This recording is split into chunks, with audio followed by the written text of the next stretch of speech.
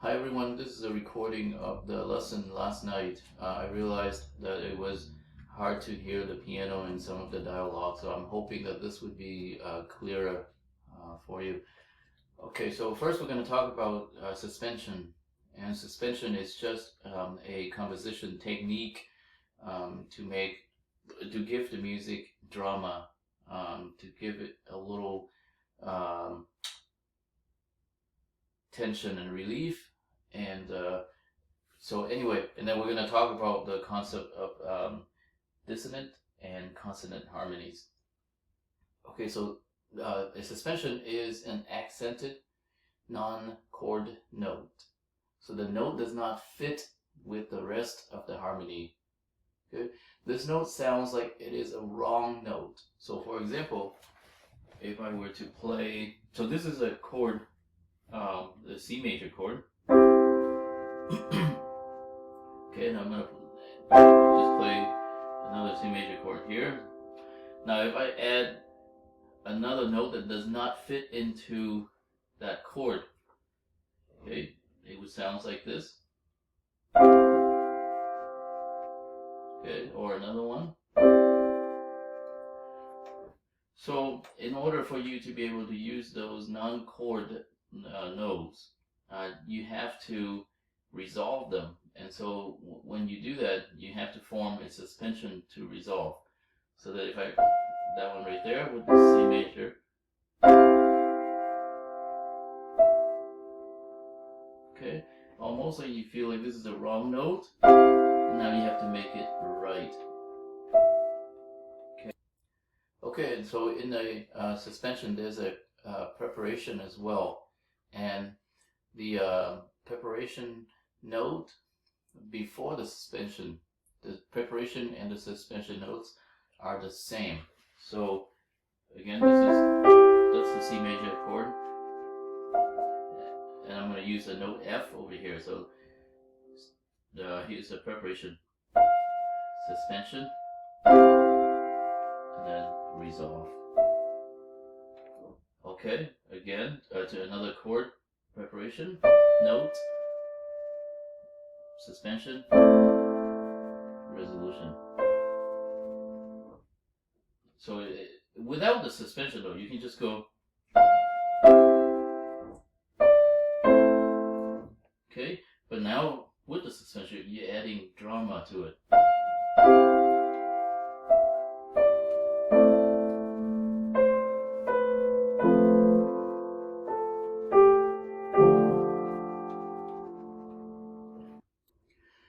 So for me, suspension adds soft dissonance to music to differentiate dissonance and consonance.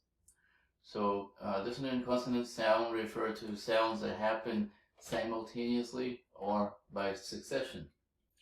So here's an example of you have a preparation note right here, which is the D with the rest of the harmony.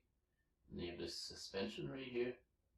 And that has to resolve down to C because this is, you're trying to form a C major chord right here. So here comes the generalization. In music, suspension can give different musical gestures. So, for example, suspension in some music can give you a sense of yearning, or give a sense of contemplation.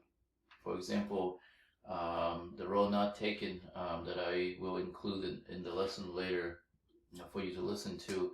It's a piece that I wrote for middle school, and I included a lot of suspension in there to give a sense of contemplation because the person is standing in the middle and trying to choose which road to take.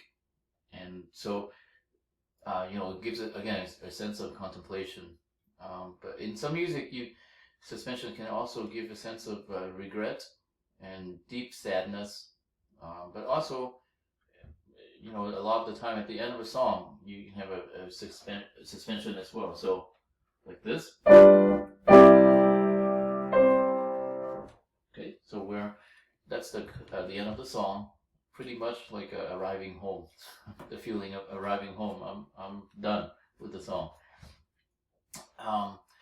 And suspension is one of the composition techniques, again, to give dissonance, harmony to music. Warning, more generalization here. So, in my opinion,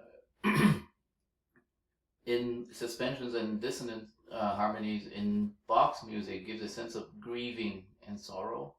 In Mozart, grieving and forgiving, and not wanting to let go. I will play a little example to show you. In Beethoven, a sense of struggling, but eventually lead to triumphant. And that's very, very clear in a lot of his symphonies and piano sonatas. In Chopin's music, give a sense of a suspension and dissonant harmonies, give a sense of struggles, passion, very passionate, repeating thoughts, and contemplative. In Chopin's music, sometimes you hear the same melody repeating throughout, and every time he adds a little bit of embellishment or dissonant harmonies to almost like the thought keeps repeating, and he's trying to make a decision, or he just can't make a decision, almost like a stream of consciousness that just, like having especially in some of his nocturne music of the night, where you can feel he's just staying up late and just thinking about a thought, and it keeps repeating. For Brahms, dissonant harmony and suspension gives you makes the music very passionate, but also secretive. For me, Brahms music can sound very secretive. When you listen to Brahms music, it feels like you're eavesdropping on his secret thoughts and conversation. So you listen to his chamber music, piano music. Sometimes it just feels like that, like he's trying to have a conversation with himself or with someone else, and you're totally just eavesdropping. And that's hard to create if you're the musician. And for Schumann, dissonant harmonies and suspension, the use of suspension sounds extremely passionate, and it gives you a sense of like escaping, wanting to go somewhere else, and also deep sadness. Scriabin, super mysterious, almost not of this world. And then Debussy, dissonant harmonies and use of suspension, meditative, mysterious, floating. By this point, the concept of suspension is not like the rest of these guys anymore. Okay, we're hitting the 20th century, and with music of Ravel, passionately beautiful when he uses dissonant. The music is very organized, and it can be very technical. Again, very, very, very, very generalization. So I'm not saying that you can apply these generalization to the music of these composers, but completely my opinion. Okay, so here's an example of Bach, of suspension being used in Bach's Prelude and Fugue. I'm just going to play a little bit of it, and then I'm just going to show you the feeling of suspension.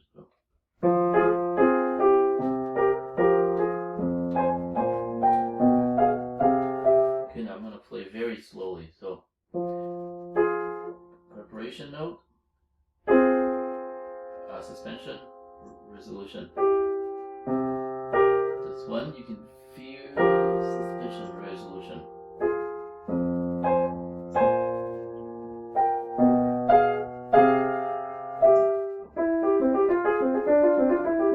Okay, and then this part down here I just included for fun. Right here.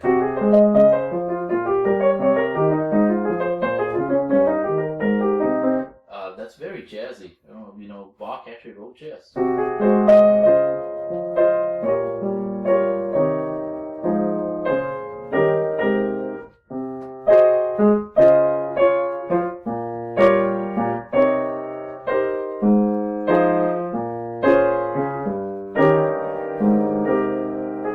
Okay, I basically just play all these notes as though they were chords. That's all. Okay, and then here's Mozart. This is Mozart Piano Sonata number 8. This is the A minor sonata, and this is the second movement. The first movement is this.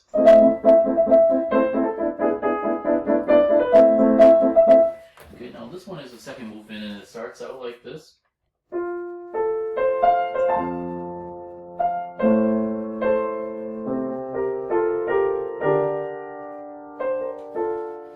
And I believe he wrote this piano sonata after his mother passed away.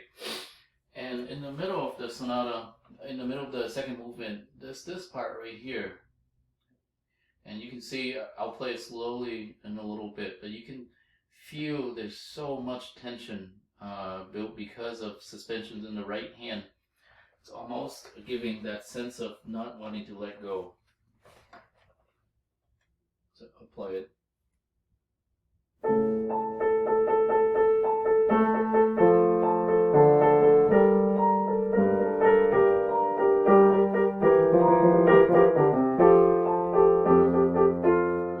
Okay, so I'll go slowly. Now,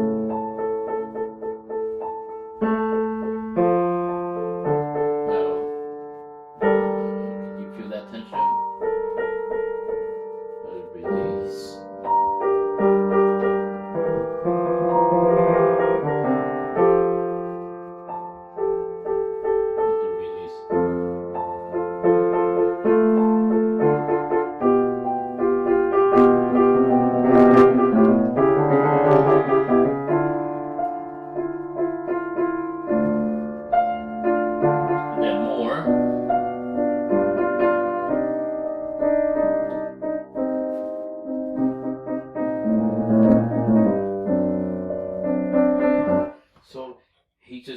The whole thing just keeps repeating, and for me that gives a sense of him not wanting to let go, maybe of the memory of his mother. I'm not sure, but very from the.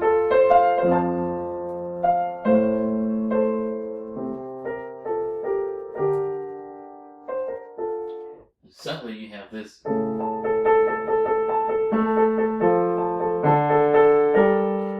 And in Mozart music, a lot of the time in the middle of a piece, it's almost like there's a breakdown section where emotionally breaking down. It's just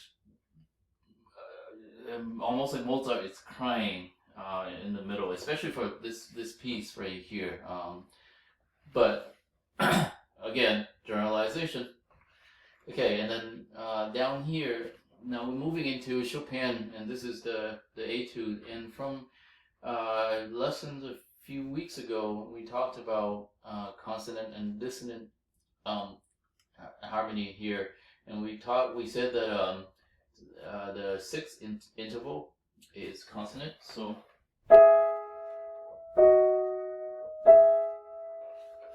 So this one.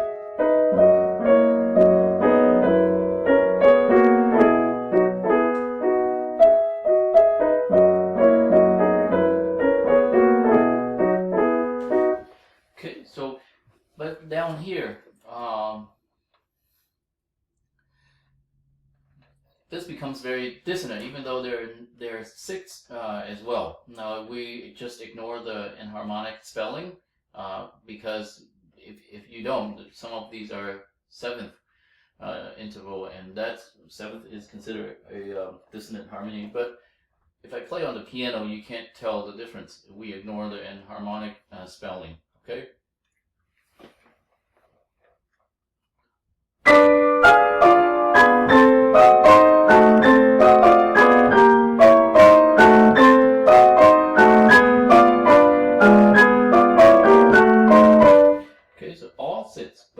It's the way the intervals move by succession that make them sound so dissonant. Okay, so the way we listen to music is so different these days compared to those composers like Bach, Mozart, and Chopin that we just talked about. And it's just a joke, but I think mostly because we have heard so many happy birthdays being sung like this. I will show you at work or even in our home. Okay, there we go. That's happy birthday being sung at work. I think that's how we got so used to listening to dissonant music, and it wouldn't even matter so much to us. Anyway, that's a joke. Now, as a musician, ultimately, I think that suspension and other composition techniques exist only to serve the music. But as a teacher, and I teach middle school, when I teach about suspension and dissonance to my students, I would tell them that ultimately suspension and other composition techniques exist to serve the music, to help tell our stories, and to connect all of us.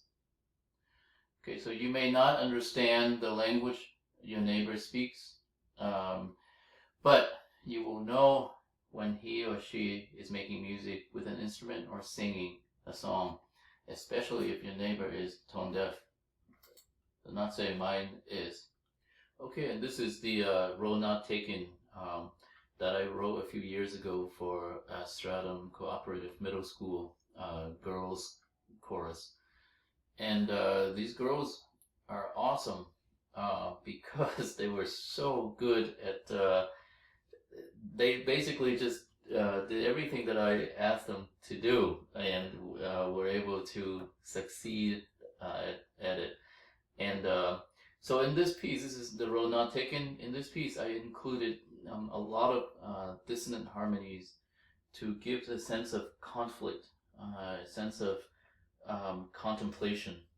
A man or woman is standing in the middle of two roads and deciding which one to take. Anyway, so let's listen to it.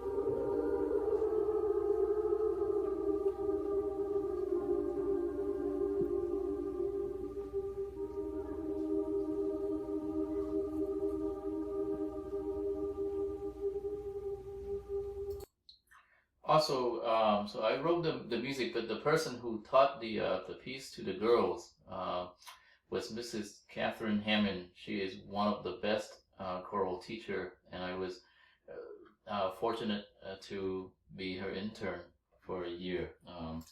Yeah, one of the best choral teachers I have ever worked with. Okay, let's embrace the dissonance and sing Be Like the Bird. This is a round, and they're gonna sing. I'm gonna have you listen to it, and you can sing along as well. But they're gonna sing the whole round through, and then they will come in by parts, and there are 5 different parts in here. As you're listening and singing with the video, I'd like you to really listen, but feel the suspensions and the dissonant harmonies that come out of this. It is a beautiful, beautiful round. Okay. Okay. Here it is. Pausing in her flight, a while on post to sight, feels them give way beneath her, and sings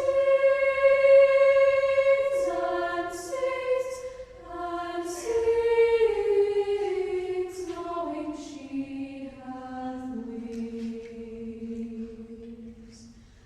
Be like the bird that, pausing in her flight, a while on pausing in her feels them give way beneath her, and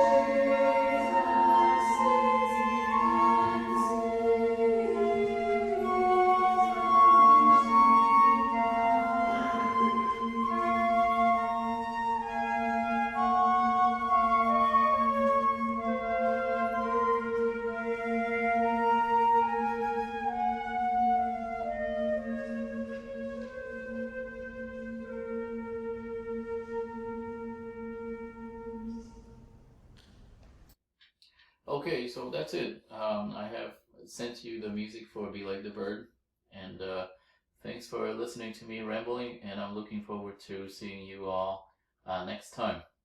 Okay, have a good long weekend.